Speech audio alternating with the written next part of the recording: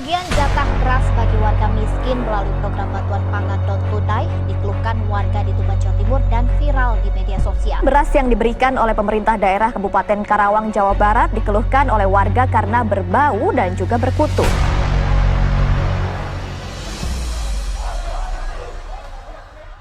Bicara negara yang ironis, miris, tragis.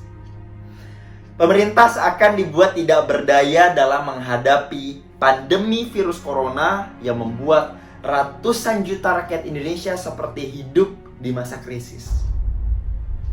Kebijakan pembatasan sosial berskala besar yang direfleksikan melalui kampanye di rumah saja nyatanya sangat dilematis. Bagaimana tidak, pada akhirnya banyak sekali perusahaan plat merah dan juga swasta yang tidak lagi menjadi roda penggerak dari perekonomian nasional dan akhirnya berimbas pada ketidakmampuan membayar gaji karyawan. Menurut data dari Kementerian Ketenagakerjaan pada bulan April saja sudah ada 1,5 juta rakyat Indonesia yang bekerja di sektor formal yang terpaksa harus dirumahkan, bahkan di PHK. Nah, ada juga 1,5 juta rakyat Indonesia yang bekerja di sektor informal yang tidak lagi mampu mendapatkan pemasukan harian.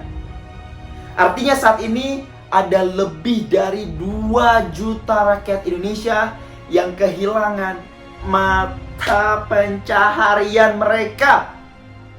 Gara-gara siapa? Gara-gara siapa 2 juta orang kehilangan mata pencaharian? Ayo. Tapi pemerintah rupanya ngerasa nih punya tanggung jawab. Akhirnya pemerintah menggelontorkan dan membuat program bantuan sosial. Berbagai bantuan sosial nih dikampanyekan oleh pemerintah. Tapi yang jadi masalah, program bantuan sosial tersebut tidak tepat sasaran. Banyak sekali rakyat yang seharusnya menerima tidak menerima. Rakyat yang seharusnya tidak menerima justru menerima. Ada apa? Ada udang di balik batu.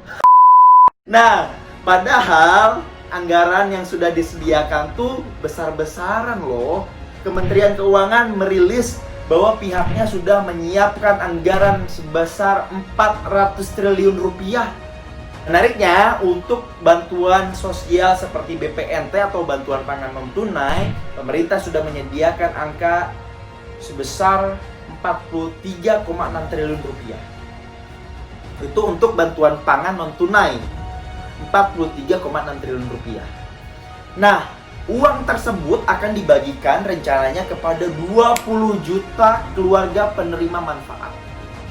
Tapi sayangnya, sampai dengan tanggal 6 Mei lalu, pemerintah baru merealisasikan dana tersebut sebesar 14,16 triliun atau sekitar 32,4% dari total anggaran yang sudah disediakan.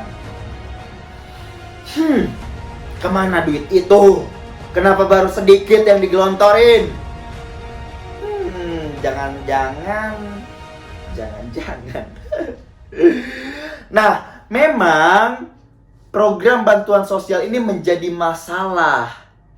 Bahkan salah satu TV swasta sempat mengangkat isu terkait dengan transparansi pembagian bantuan sosial yang syarat dengan praktik korupsi. Dana yang disiapkan pemerintah dan akan digelontorkan untuk penanganan COVID-19 dari sisi ekonomi ini memang tergolong besar. Mengapa kemudian ada beberapa lembaga yang memberikan pernyataan adanya potensi korupsi dan penyelewengan dana tersebut? Sering sekali temukan bahwa data-data yang di lapangan ini berbeda sama data yang kemudian dihimpun sama pemerintah. Sering kita temukan orang yang harusnya tidak menerima kemudian menerima. Atau bahkan dana-dana bansos ini kan seringkali juga digunakan untuk kepentingan politik kepala daerah ya. Jadi seringkali akhirnya orang-orang yang menerima ini hanya orang-orang di lingkaran kekuasaan yang punya akses gitu, tapi tidak menyasar benar-benar orang yang memang membutuhkan gitu. Korupsi lagi. Sampai kapan negeri ini bisa terbebas dari orang-orang yang suka korupsi, dari para koruptor? Apa nggak cukup penjara itu untuk para koruptor? Apa mau dibuang ke pulau mana ya? Yang banyak hewannya pokoknya, biar dimakan. Memang kalau ngomongin negara ini capek ya. Padahal rakyat itu punya hak yang jelas untuk bisa mendapatkan bantuan pangan non tunai yang layak untuk dikonsumsi. Karena banyak sekali nih rakyat yang mengeluhkan ketika mereka dapat bantuan pangan non tunai, khususnya sembako, mereka menerima beras yang banyak kutu, berulat, dan bau.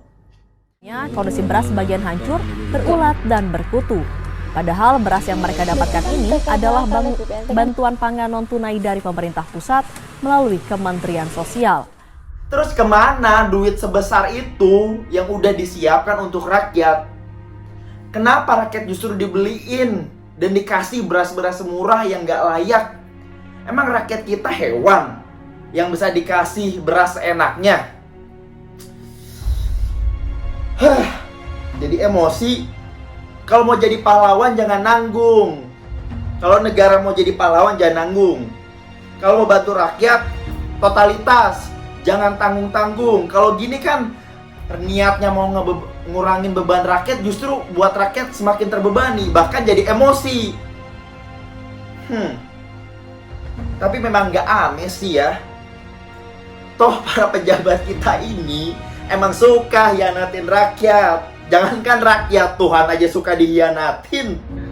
Makanya salah satu guru besar Universitas Pertahanan, Salim Said, sempat menyampaikan bahwa wajar Indonesia ini nggak maju-maju.